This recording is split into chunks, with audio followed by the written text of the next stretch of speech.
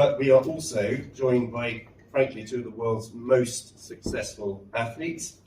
Both of them Olympic champions, both of them world champions in their respective fields. So, first of all, current Olympic and former World Championship gold medalist, former world record holder, South Africa's most decorated Olympian, and I'm delighted to say a brand new Huawei product champion. So it's swimmer Tatjana Smith. Whoa. And second, a British runner who has no fewer than 4 Olympic gold medals, 6 World Championship gold medals, also the current holder of the world record for the hour run, which is the distance that you can run in an hour. And he's also a long-standing Huawei wearable product ambassador, Solo Farah.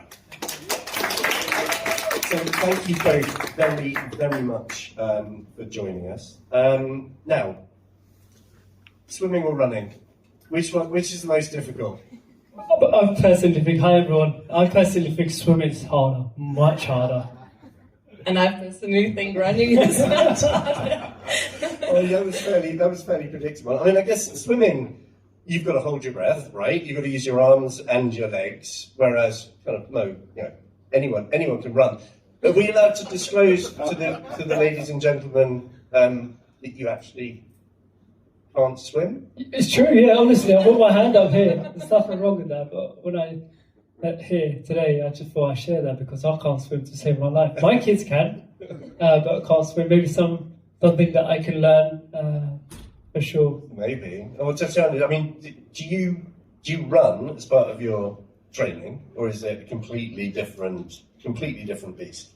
No, I think, have you ever seen a swimmer run? It's not a pretty image.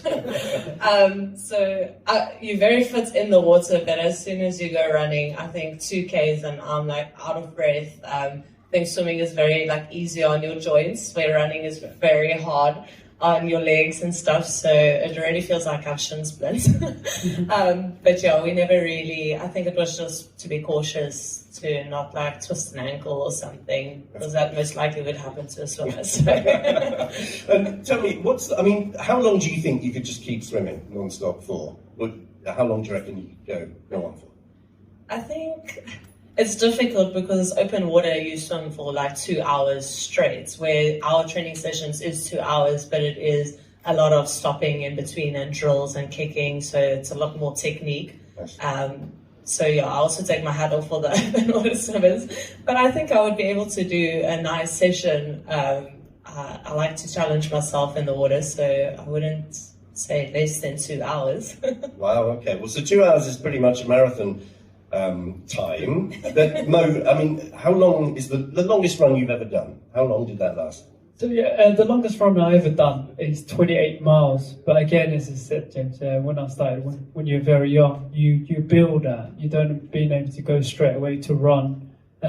As you get older, you build your training, as your body can handle more. The more you build, the more you test yourself. I'm sure Tatjana will tell you. We'll go into a bit more detail. But to be the best, as you said, for all these things, is that details you go into it. It's that bits that you're not doing it. Yeah. So training is obviously essential. You don't just get out of bed and win an Olympic medal. Your training regimes, when you were competing in elite sport, are you able to talk us through a typical kind of training regime, a day in the life of Tatjana Smith? Okay. So swimming, we normally are 50 weeks out of the 52 weeks, so we get 2 weeks off a year. And then our week we train twice a day, every day, except Sundays. So Sunday is our off day, so we love a Sunday. But then, it would be a morning swim and an evening swim for 2 hour sessions each, on a Monday, Wednesday, and a Friday. And then on a Tuesday and a Thursday, we'll have a gym session in the morning, and then a 2 hour swim session in the evening. And then on Saturday mornings are basically our toughest session of the week. And that will also be about 2 hours, and then we recover for the next week. Wow, incredible. Mo, what about you? Certainly, we're not in the pool. No, honestly, said I average about 120 miles a week, and that's a breakdown of from the start off on Monday. We'll do 12-mile run in the morning, then we'll come back, a bit of breakfast, relax a bit, and then I'll try and run 6 mile in the evening, and then on a Monday try and do a gym session. Then on Tuesday we'll go off in the morning. I like to do my morning session, so it could be 10 times a K, it could be 6 by a mile. It's almost like a breakdown of a session, some kind of session on the track. And then in the afternoon I'll go for a little jog. Then on Wednesday go 12-mile run, gym in the afternoon, and then light jog. Thursday we do like a tempo which means threshold. I'll do that in the morning, and again in the afternoon little jog. And then Friday for me was the easy day where I just run once, do 12-mile in the morning, and that'll be it. And then on a Saturday we'll come back again, and the combination of if my body's okay, then we'll do maybe like a lighter session, and then jog in the afternoon. And then on a Sunday, that was a tough one again, where sometimes I'm running 20 plus miles. That's probably the hardest, I guess. And then in the afternoon, once you finish your long run, you still have to do the gym. And again, it's for us, again, to be Olympic champion or to win medals, we were details, and that details is what gives you edge over other athletes. And again, Tatjana talked about it. It's not just the swimming you do, it's the stuff you do outside. And for me, the big part of it was really the strength and the condition part, as well as we were going to a bit more mental of going into it, how you have to be in the right frame of mind. Yeah. But I think, as I said, I had to do that. There was no choice. Amazing. So it's interesting that kind of gym work, but I'm imagining that the types of gym work that you would do would be very different, right? I mean, different body parts. You're having to exercise everything. Yeah. I know you use arms in running though, but it's mainly about legs. So in terms of sort of, I mean, incredible. I can't quite get my head around sort of that level of intense commitment to just constant improvement. How do you or your training teams kind of adapt what you needed to do at any point? Obviously, we're here to promote a device that gives you lots and lots of personal data and performance data and physiological data. How much of that informed kind of the sessions that you did? Or was it kind of just, you would just do what the coaches had built as a program and you followed that sort of, talk us through how it works? Yeah, well, it's really like my first time having a smartwatch. Yeah. And I'm really enjoying it because now I can actually see the benefits of it, because unfortunately for us in South Africa, we don't have those high-tech data equipment. We can't afford it. So we're really just on the bare minimum. But I can definitely, by just the weeks that I've been using it, just realize like how in detail you can go in small things, and those things do play a contribution. I think when I was still swimming, I was just going with feeling, just feeling how my body is. But now it's cool to understand, like if I'm feeling tired, I just see my watch and I realize, okay, that's why my sleep was really bad actually last night. So I think it could have been an awesome thing. I was just about to say, imagine how many more medals. Maybe we should have another year. Exactly. Come out of retirement. Yeah. I think just the beauty of it was just to say that, like, even if we didn't have it, that we could still push out those performances, and just to allow kids that can't afford it, and South Africans that don't have those facilities, to just say, like, that we can maybe improve our performance even more if we do have it, and it makes it much easier, and we don't have to carry these burdens or have less weight in our bags, and we could probably perform even more. I mean, if we're performing at that level with what we have, how much more can we perform if we had more? Exactly. I mean, no. So as I said at the beginning, you've been a Huawei ambassador, but also genuinely a user of the product every single day. Yeah. And I think, over the years, you've learned that the type of insight that you can get from the device really is insightful in terms of maybe telling you why it is that your body is telling you something, is you've actually got that data to kind of refer to. Honestly, it's amazing to be an ambassador for Huawei, not just to start now, but we've been ambassador for many years. And I think the key thing for me was when I first heard about it was like, wow, can this watch do this? And what the watch can do itself is incredible. It's not just sleep, it's tiredness, it's the training, it's your stride. Every year we try and add details and being able to not just for elite athlete ourselves, but being able to give back to everyday, for normal people as well, to wear the watch and actually understand. Because sometimes I think for myself, I'm one of these guys, I like to have information. If I don't have information, then I don't know what I'm doing, or how can I do it in order, look, we make mistakes, we get things wrong, but what are we going to do and how do we get that thing wrong? What could we do to improve that? And for me, it's given me so much information that I wish I had that information, me and my coach, early on in my career. Perhaps, we could have gone a little bit more. Perhaps, maybe you're a bit tired and you got that information, you go, listen, ease off a bit. Because sometimes as an athlete, the amount of times that both of us, I'm sure openly we can talk about it, that we push ourselves over the edge and you go, instead performing that race and doing really well, you're like, oh, that didn't go well.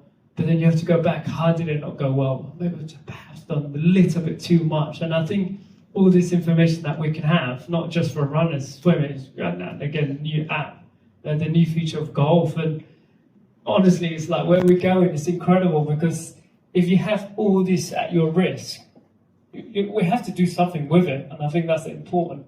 Yeah.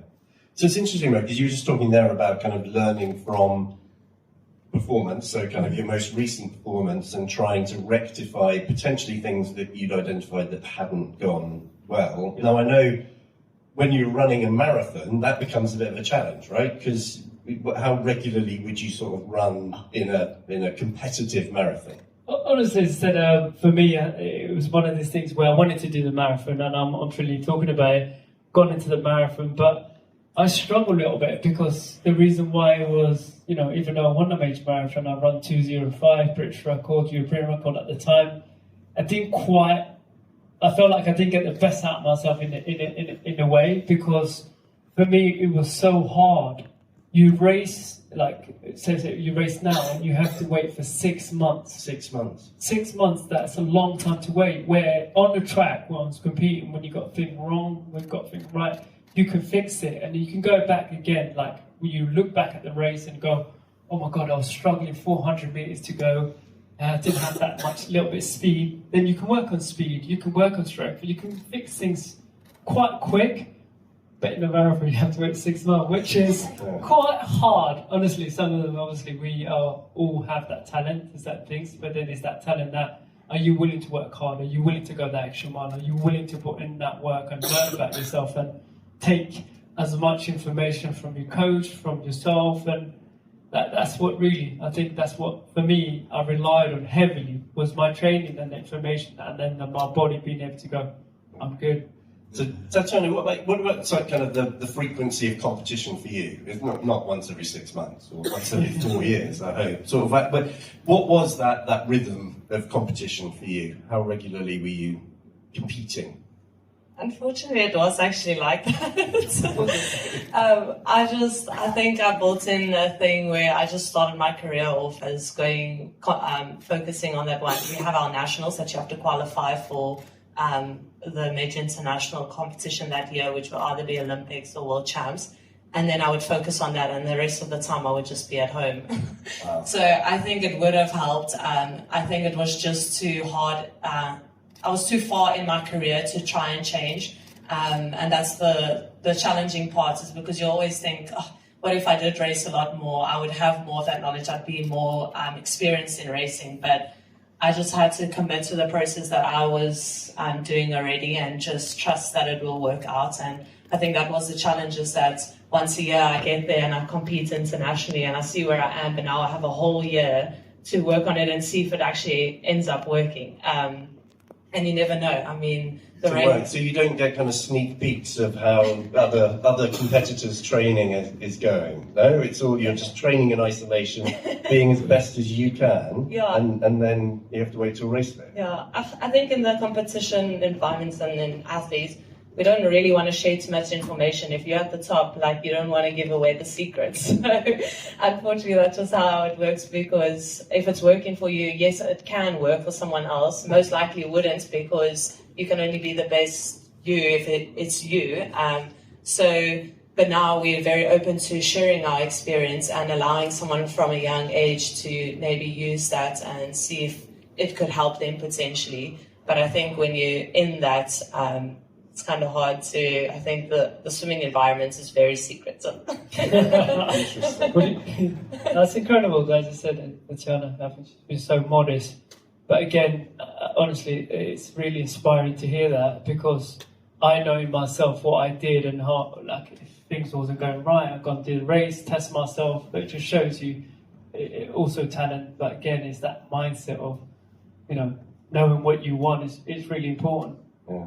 So it's interesting. So Tatjana, again, you mentioned you literally go home, but because of the challenges of your discipline and your intense training regime, you literally, if you want to swim every day, you kind of have to stay at home, right? Because you need to be near a facility, a pool that you can actually train in. It's not like Mo can just open his back door and go on the road, go in the park, or somewhere to run. On a run, a pair of shoes, right? Yeah, but for you, I mean, again, that's just another level of commitment, right? Yeah, I think that's why a lot of people question why I retired so early, because I'm kind of at the peak of my career. But the unfortunate part is that it's a whole family sacrificing, it's a whole family buying into the stream, it's a whole team. So it's not only me, I'm limiting, we can't go on holidays. We never used to go, because if we do go on holidays, if we're lucky to convince my coach, then we have to make sure that there's a swimming pool. And there's not a lot of swimming pools that you can train. Yes, there's a hotel pool, but I mean, that's like 10 meters.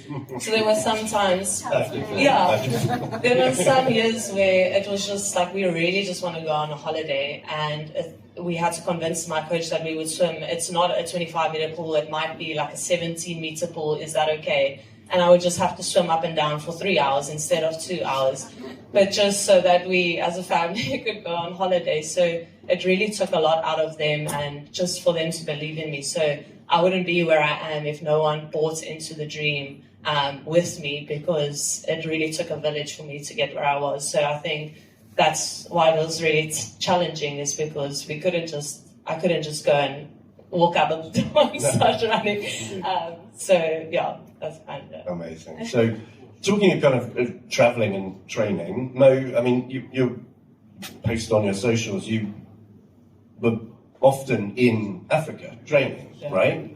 Do you ever make it to South Africa? Or? Yeah, honestly, I was lucky enough to travel around the world, and South Africa was actually where I first started my journey in terms of training. So when I was a young boy, I was probably about 18 at the time. We did our first training camp in Potchefstroom. And the reason why I did the Potchefstroom was that they had an amazing gym, big pool, not that I used it, but we also had like a grass track and the facility for, in terms of elite athlete. Often a lot of the countries were going there, and I went there and a few other places. It's beautiful.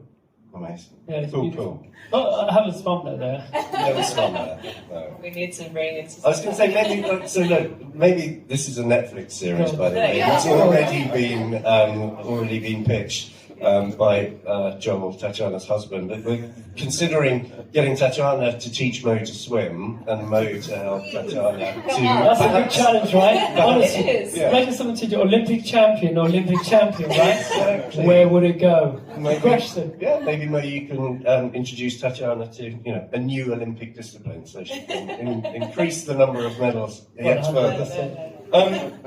Now look, we've listed the roll call of honours that you've both been able to achieve, and that's it is phenomenal. Clearly, you're both incredibly gifted and talented athletes, but I'm getting the impression that you're also incredibly formidable competitors, right? And that you need that drive to be literally the best in the world at what you do. There is nobody else that can do what you do as well as you, which is quite an inspiring and awesome thing. But each of you individually, where do you think that drive comes from to be the best?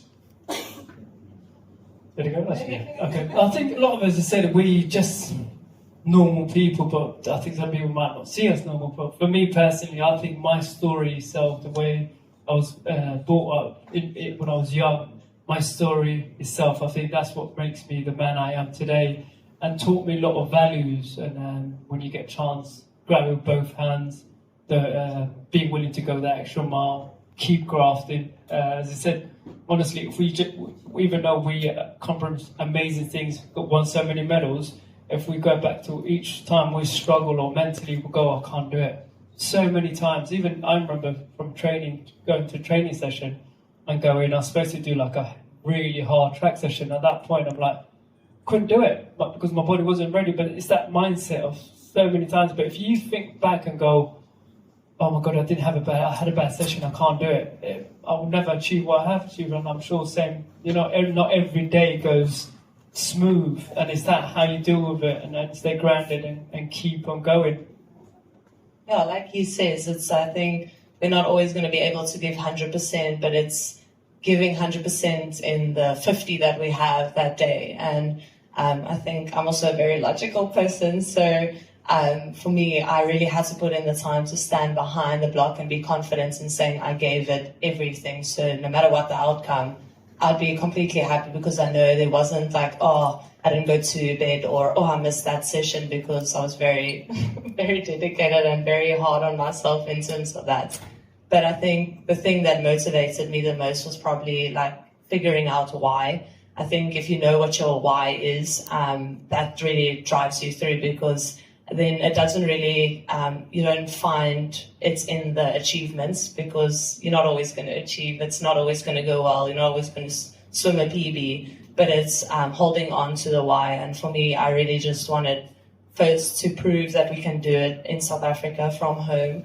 A lot of the kids leave and they go to American universities because they think it's better there. Of course, the facilities and stuff are better, but I just wanted to show that we, even in the midst of the challenges that we can face as South Africans, that we can still perform at that level.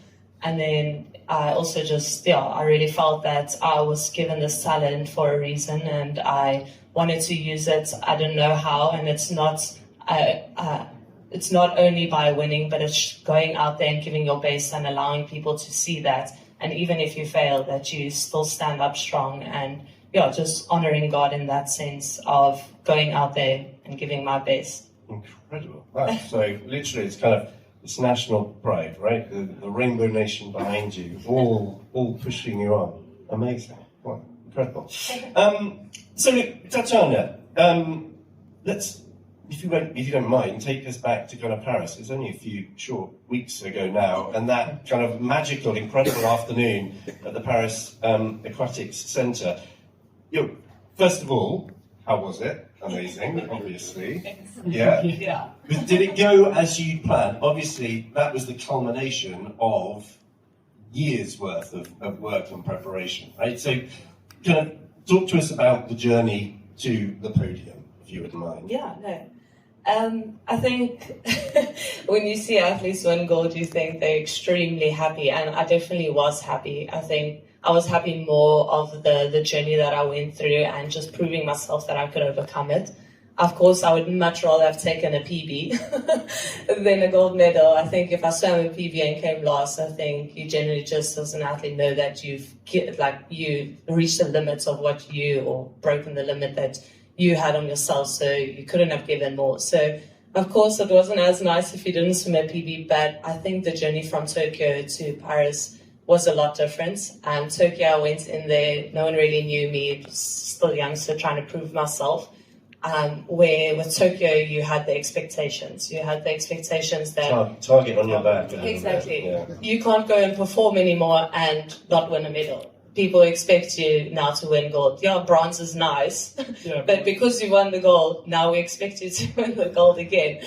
So it was really just balancing that, and I think a lot of things changed after Tokyo. My parents immigrated to the Netherlands, So I was kind of just by myself in Pretoria, and I think, again, in your own thoughts and in your own mind, and I didn't have the support system that I needed.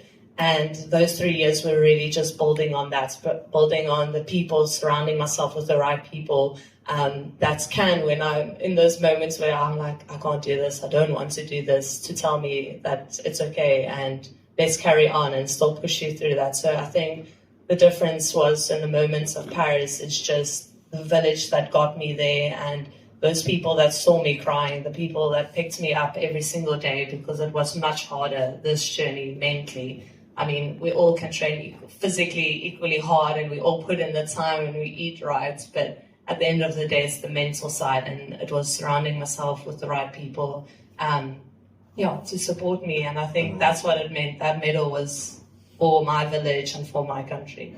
Wonderful. That's amazing. Sorry, man. Were you going to say? No, it's just an amazing story, as I said.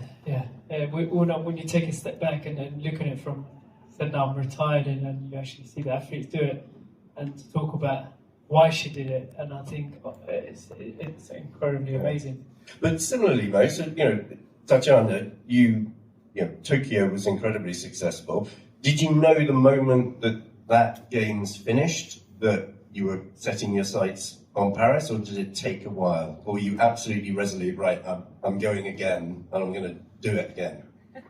No, actually not. There were many times that I had to pray and really ask, is Paris the next thing? Because I really wanted to stop at that point, because for me, it was challenging to think that you had this goal that was unattainable. You always work for this goal, and that was going to the Olympics, but you never thought you would actually reach it. And then on top of that, winning gold, and on top of that, breaking the world record. So it was just my whole mind was blown, and now to set new goals almost felt like I was saying those goals weren't big enough. And that was hard to grasp, because for me, that was I never even thought I would reach that. So it was challenging to reset my goals, because now I don't want to set the goals on that person, on Tatjana, and always compare my races on how I felt in that moment, because I've grown, I'm a different person, so now my goals look different. They don't look, because every time I want to swim a PB, I'm breaking the world record, so that's unrealistic. So it was restructuring my goals, which made it seem weird for me, because I had to lower my goals, but they were actually so much higher, because how I grew and my characteristics and the things I learned in those moments was so much bigger than swimming a PB. So it was really seeing a different way of having goals, and that my goals aren't necessarily going to be being at my best, but pushing every day to overcome certain things and allowing myself to be the best version of me at that moment. Amazing. Wow. We'll come back to something you said in a second, but Mo, so Tatjana's just talked about that incredible afternoon in Paris. You have had quite a few incredible days and nights in your career. Which one stands out for you the most? Gives you the most pride?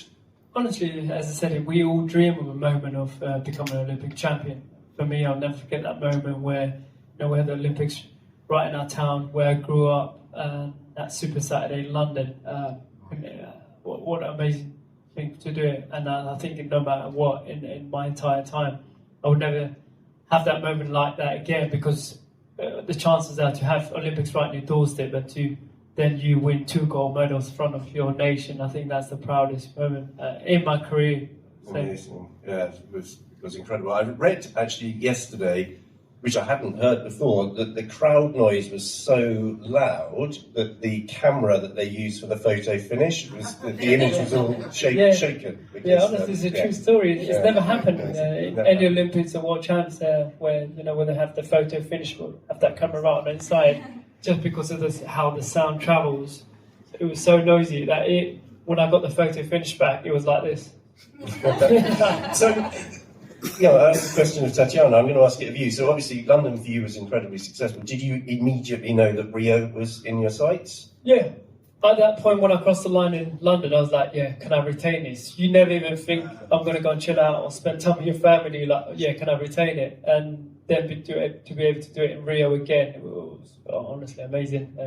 As you know, before in the 10,000 meters in Rio, where I fell over during the race, and at that point I was like, what? How? But then you pick yourself up, and I was lucky enough that I believe in the training, I believe in the people who helped me through that journey, and then I believed in the training that I did to get to that point, and that what gives you that inspiration, that gives you that motivation, and also thinking about your family, your loved ones. All the time you spend away from them, you're thinking, you know what, I can do it, I can get up, and I think that's the mindset of our mindset. So when we make it look easy, is that all these things we put it together. Amazing. So I want to go back to kind of the difference between swimming and running a little bit, particularly when you're in the middle of a race. Now, no, again, I've watched lots of swimming, and it's not the correct athletics term, but there is, when you're running, you've kind of got the context of the competitors around you, right? Yeah. So you can see who's in front of you to chase, or you can sense that maybe people are coming behind you, or you can look up on the screen. But Tatjana, you're in a pool, right? So presumably is it true that you're on your own and you're kind of just doing your thing, or can you sense that someone else is slightly ahead of you?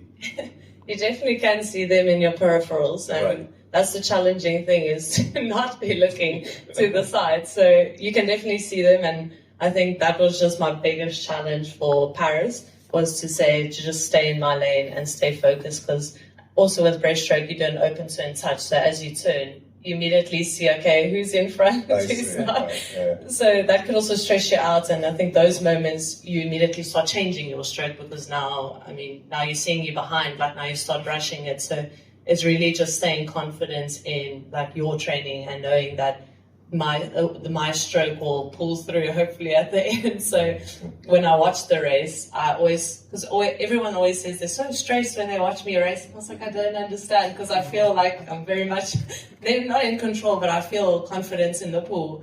And then when I watched the race on TV, I was like, okay, now I understand. I'm so sorry.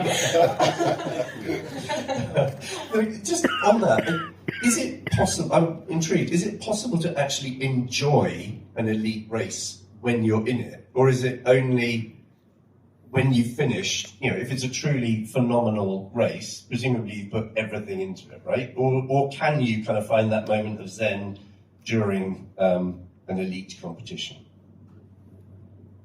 Well, I don't know how you enjoy those races, because that's just torture.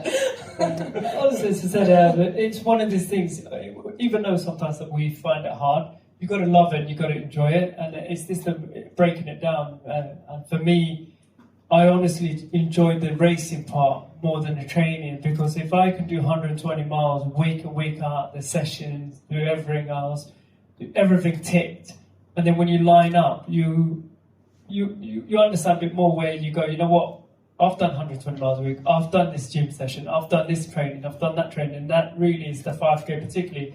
It's going to be like around about, it'll be under 14 minutes, so it'll be like maybe 13:56 or so. In that time, I just try and enjoy it and actually think about all the training I've done, and that's why you saw me a lot of the times, like, that smiling, looking around, because I just thought, you know what, I've got to enjoy it, and if you didn't enjoy it, it's harder to perform, because I think a lot of times where early on in my career, perhaps I didn't enjoy as much, and I'm going a bit more tense, and I'm like, oh my God, he's here. But as you get older, I guess, you believe in yourself more and more, and that was...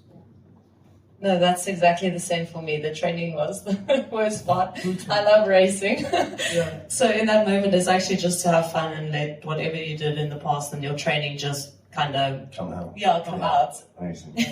Fantastic. Well, look, we're coming up for the end. I want to give the ladies and gentlemen an opportunity to ask questions, but you are now both retired. Any plans for the future? Anything perhaps, any new sports on the watch that might have... Who would like to see you swim? And who would like to see Tatjana run? Yeah. So no swimming. What about you, Tatjana? Just do that one more mile, yeah? Just a mile. You actually laughing. I was thinking it would be quite interesting to see if, the development of swimming at a young age, if it could maybe impact you in running, maybe out of the lung capacity and stuff. For sure. So I'm really not closed for it. So maybe start I mean, I have the best coach, yes. We'll get you both to the Huawei Health Lab.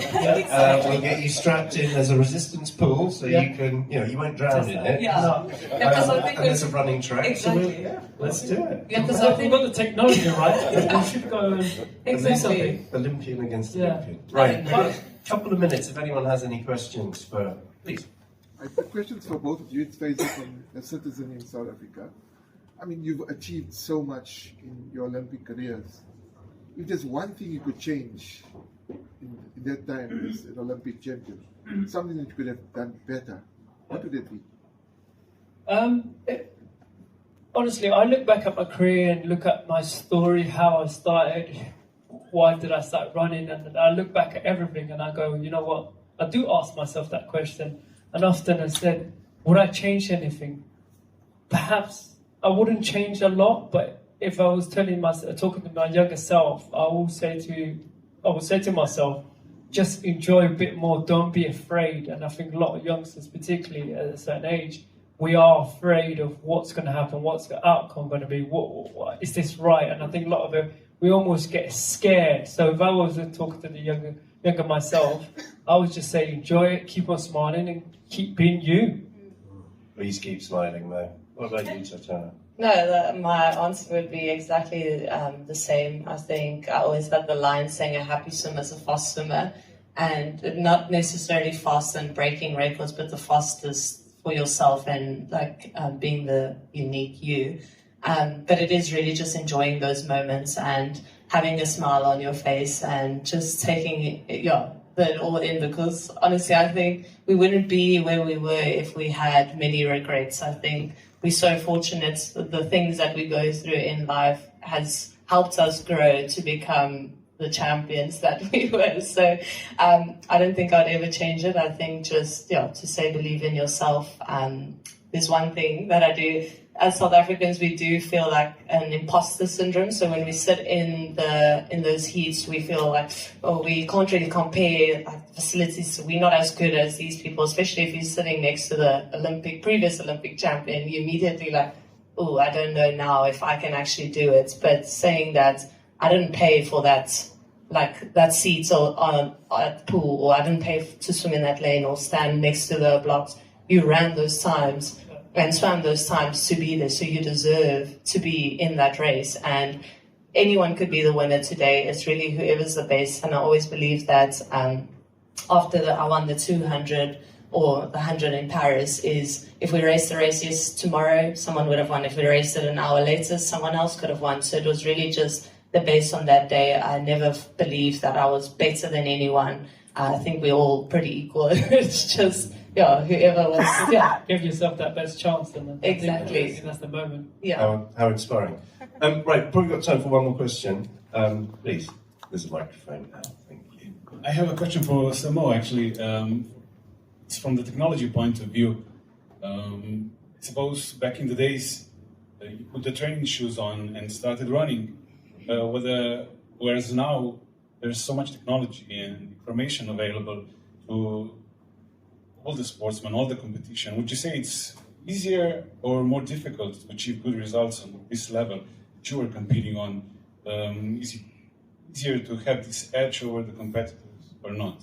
As I said, we all have time, we all have moment, and for ourselves, the world's moving forward, we're moving forward with technology, the information that we can get in order for us to get faster, stronger, and more we can learn.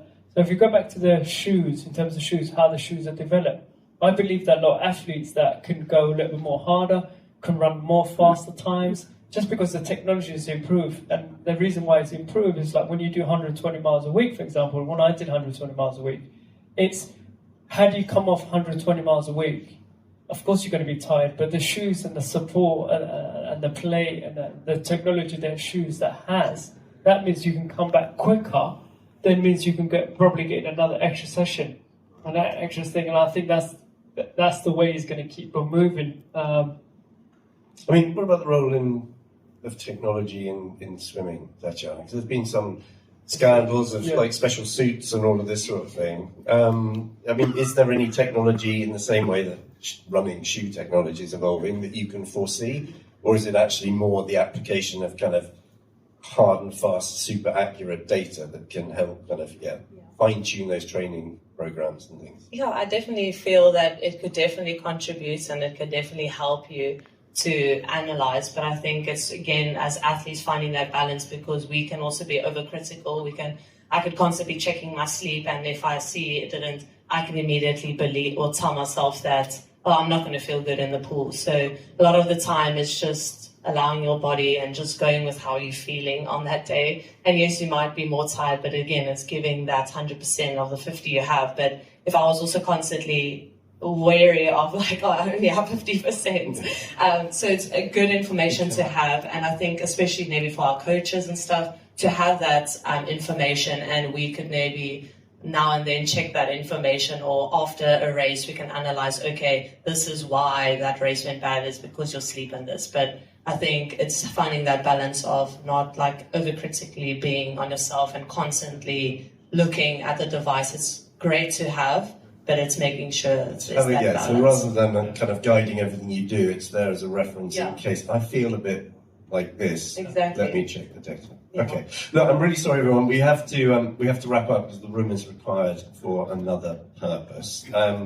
As we're leaving, if you do have another question, I'm sure you can direct it to our incredible Olympians directly. Not only Olympians, but world champions. So today not only sees the launch of these fantastic new wearable devices, but also Huawei's initiative, Light Up Your Rings. And I know that's something that means a lot to both Mo and Tatjana in terms of encouraging everybody to be active and more active in their lives. And so we would encourage each of you to use the new device and light up your rings. No, 100%. Thank you, Mo. So please thank Tatjana and Mo.